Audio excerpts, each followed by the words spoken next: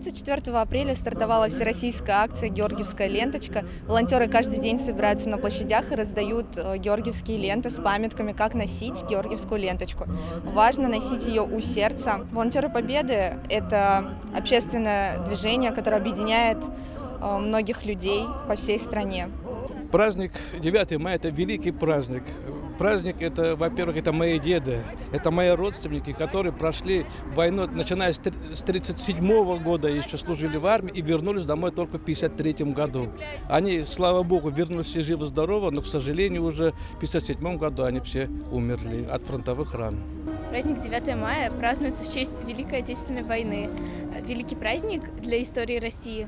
У меня прабабушка одна в другом городе, а другая была медсестрой, и она, то есть, лечила раненых.